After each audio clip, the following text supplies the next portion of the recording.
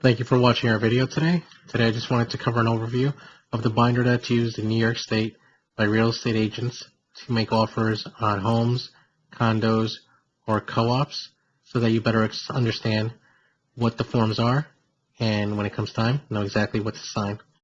The form that you see here is what's commonly referred to as a binder or a sales agreement, and this is, again, what we use to present an offer on a buyer's behalf, whether it's a buyer-client or a customer.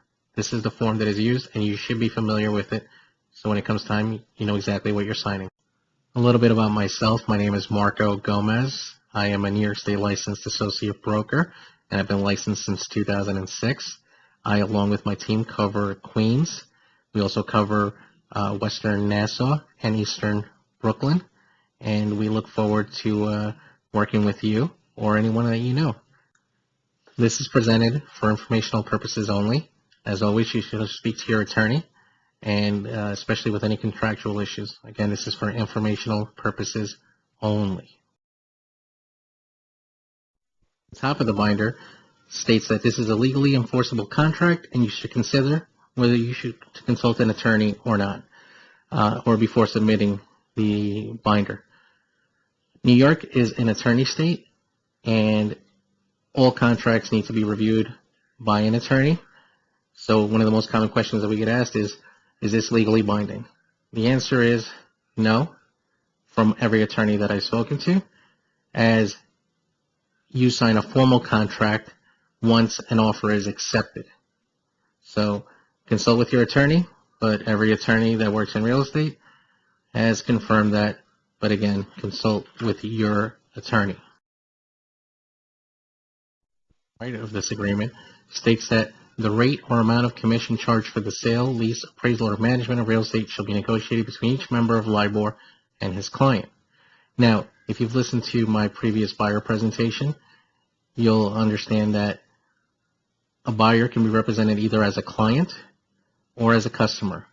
In the case where it's a buyer-client, we sit down and discuss the commission, and we submit that as part of our offer. And then the seller at the end ends up paying us via check out of the proceeds.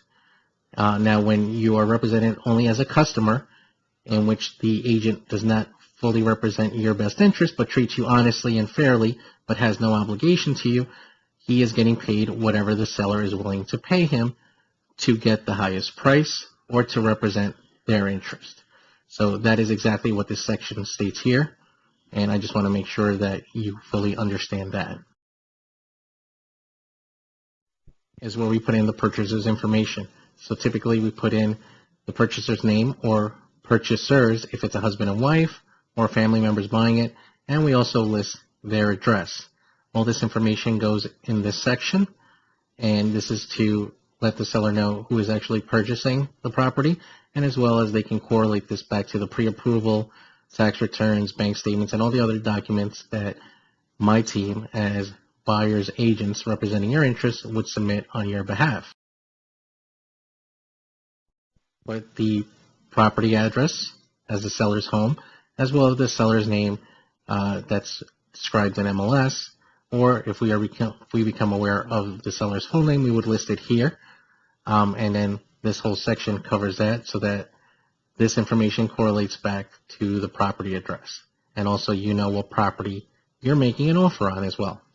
Now the next section I want to cover is one of the most important ones, is where we specify which property you're making an offer on, as well as the terms of that offer. Now this part of the binder, as mentioned, is the most important part. We put down a property address you're making an offer on, and then we have terms and condition. Number one is the purchase price. This is the price that you're offering on that property. Second part is the good faith deposit. We've typically put 0 here as it's no longer commonly used in our MLS, or at least in Queens and parts of Brooklyn and Western Nassau that my team works on. The next one is number 3, which is the down payment payable on formal contract. This is typically 10% when it's a conventional loan. It could be less if it's an FHA loan, or 0 if it's a VA loan. But that's the amount we put in there. So if it was $100,000 total down payment, $50,000 would go listed here. Number 4 is the mortgage that you're applying for. Here we put the loan amount. If you're borrowing $400,000, we would put $400,000 here. Number 5 is the cash on closing. That's the balance of the down payment. So if you were putting $100,000 down, the other 10% would be $50,000. So this would go here. So the other half of the down payment. And then the last line is the total. So lines 2 through 5 should equal number 1, which is the offer price.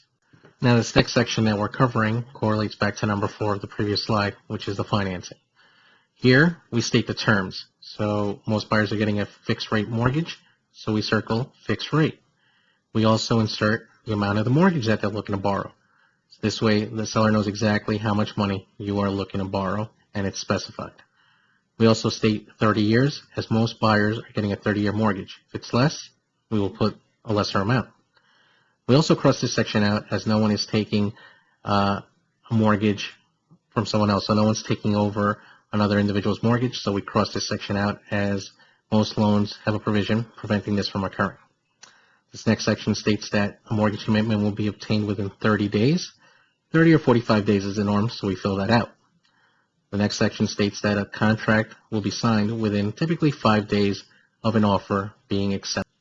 This section just states that the following personal property is included. And typically we write here is as per MLS so-and-so. So we put in the MLS number and typically whatever is included in the MLS, whether it's fixtures, ACs, exactly what's in the refrigerators, that would all be specified here by the words as per MLS, and we attach the MLS listing along with the offer. The next section of the sales agreement states the closing. This is where we state where the closing will take place and roughly when. Typically, it's anywhere between 45 to 60 days for a house or a condo and about 90 days for a co-op, and that's in New York. Also, it's typically held at the seller's attorney's office or the bank attorney's office for a house or a condo. If it's a co-op, it'll typically be at the co-op attorney's office or the management office of that particular co-op. The lead hazard contingency is an item on the binder that states that what the seller and buyer's responsibilities are in regards to lead paint. Obviously, most of the older buildings have lead paint, and the seller may or may not know, and they have to fill out a form disclosing that, which would be presented to you as well. And you would have a mutually agreed upon time to inspect for lead paint if that was something that you were interested in doing. This section of the binder speaks to arbitration. If there is ever any dispute over commissions, that is all handled in arbitration, specifically when it's over $6,000. So it specifically states that if you have a disagreement with an agent, whether it's the seller having a disagreement with their agent or a buyer disagreement with theirs, everything would be handled in arbitration, not through lawsuits. This section of the binder just states that this is a complete agreement, which is not necessarily the case, as things can still be negotiated way past this being done. It could either be negotiated by the agents or by the attorneys, which is typically the case. Agents and attorneys work together to negotiate different aspects, especially after a home inspection, as this is simply the preliminary offer. So although this states that this is a complete agreement and no negotiations or changes can be made, except if in writing, those in fact can be made, and they are typically done prior to the contract being fully executed. Here again we cover the lead paint disclosure rules, which means that the seller has to disclose lead paint disclosure form and has to provide that to you, and it would state whether or not they are aware of any lead paint, and if they were of any, what has been done, whether it's been remediated or not. And it's also part of the formal contract that will be signed once an offer is accepted. Now the following slide speaks to the attorney approval clause. It states that you have 3 days to present this to your attorney and have it reviewed by them. But like I said, in New York, everything is done by attorneys, so this is not a legally binding contract.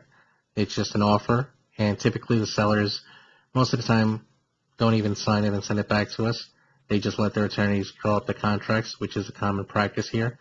But again, this is just protecting you in case you would want your attorney to review it, or if you wanted to back out of the offer, aside from just letting the agents know, you could have your attorney send a letter, formal letter, stating that you are no longer interested in moving forward. We're almost nearing the end here, and this is the signature section where the buyers sign the binder on the offer they're making, as well as insert their attorney's information, name, address, and phone number. Also, the broker's information is listed here. On the other side, the sellers, if they choose to, can sign and include their information there as well. I want to thank everyone for listening to this presentation and watching this video, and all these forms are available by visiting our website at www.soldbymarkg.us, or you can also contact me at 917-734-2012. Again, that's 917-734-2012. Thank you, and happy hunting.